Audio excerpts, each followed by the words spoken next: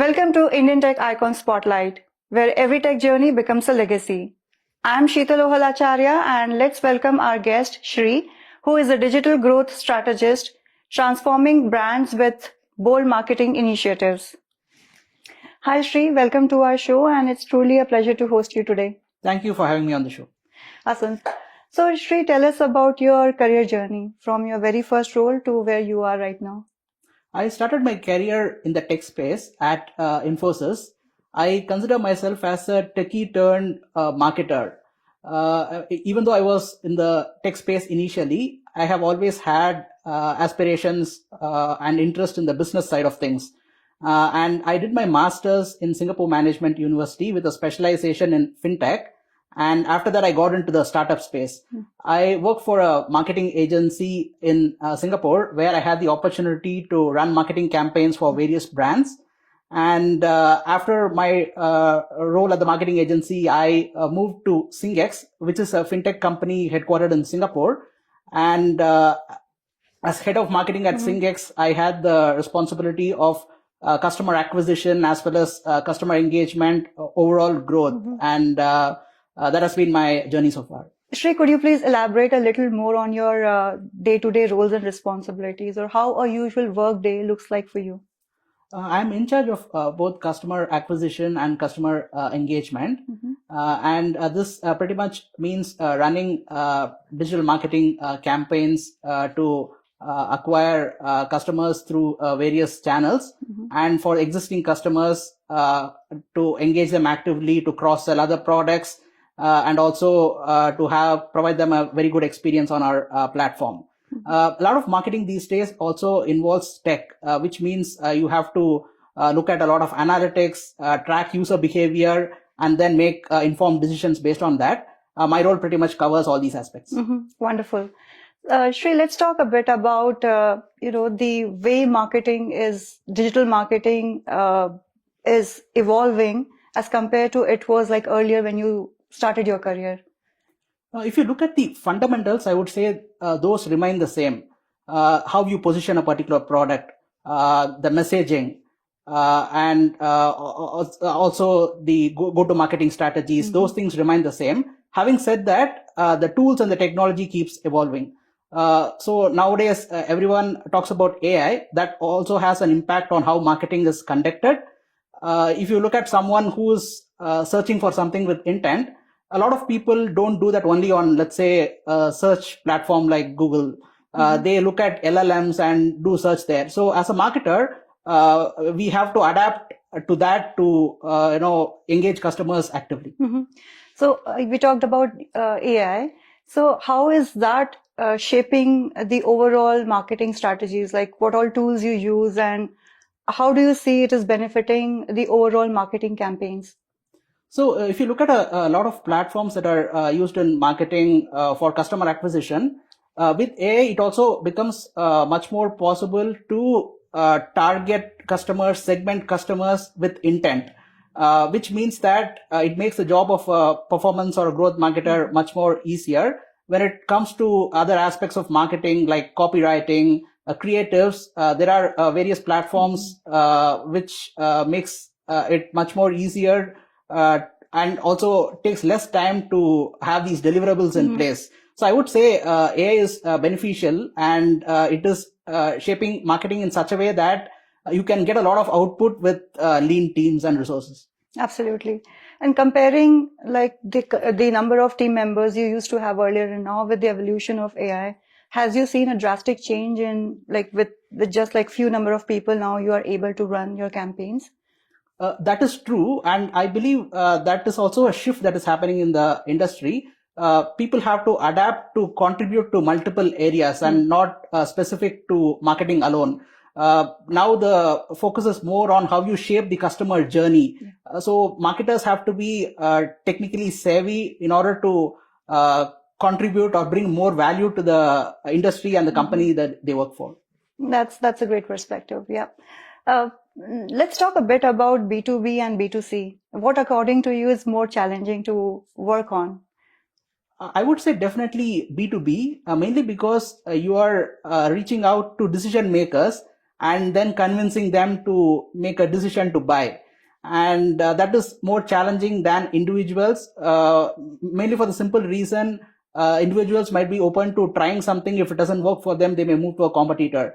When you're engaging a B2B company, then they are choosing a particular product, and they have to be convinced that this is the right product for their company, and therefore that is much more challenging than B2C.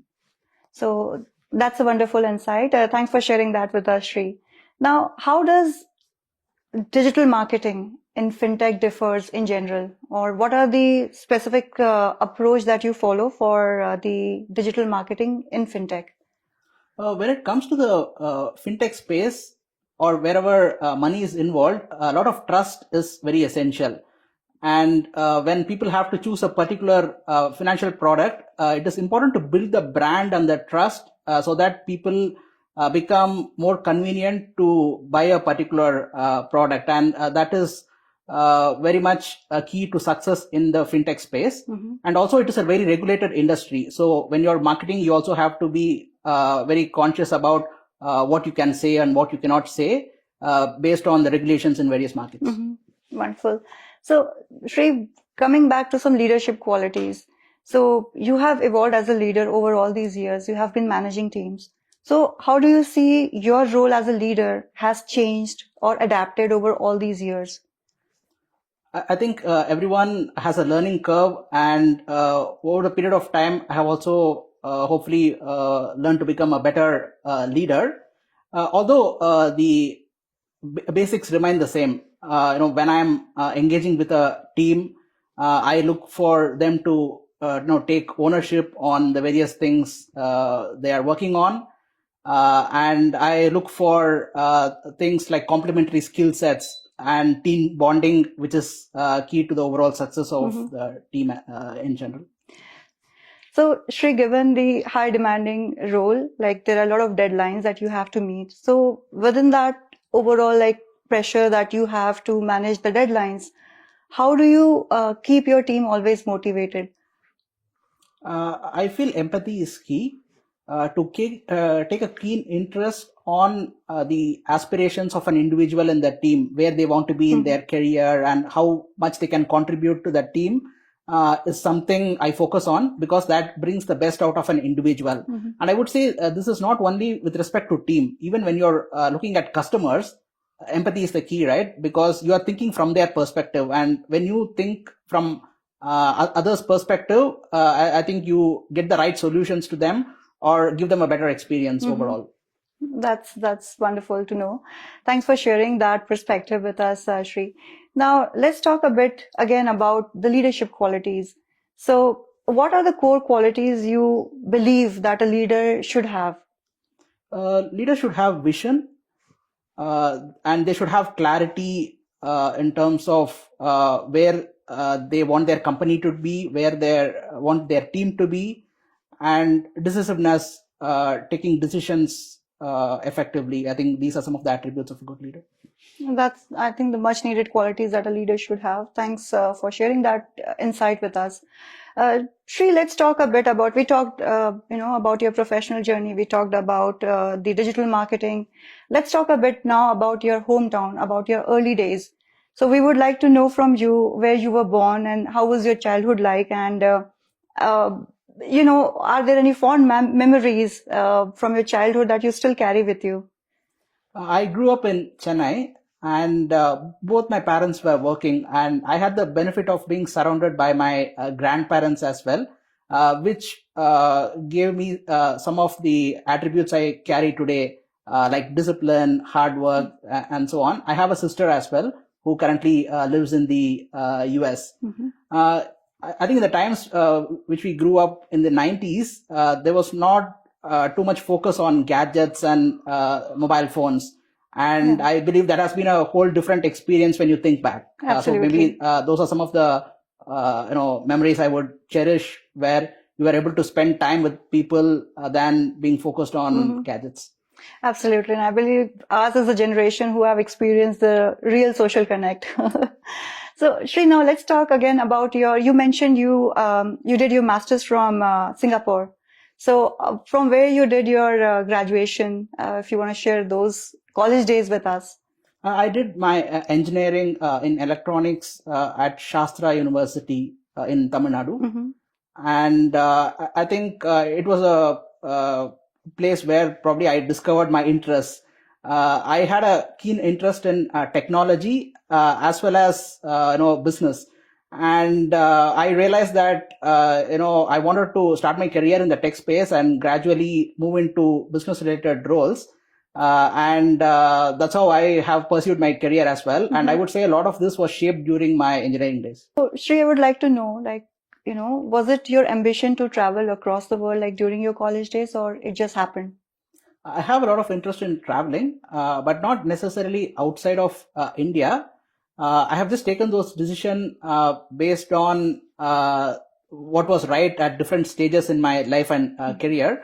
So, for instance, the reason I moved to Singapore is because I wanted to have a specialization in fintech space, and Singapore Management University offered a course which I was really interested in.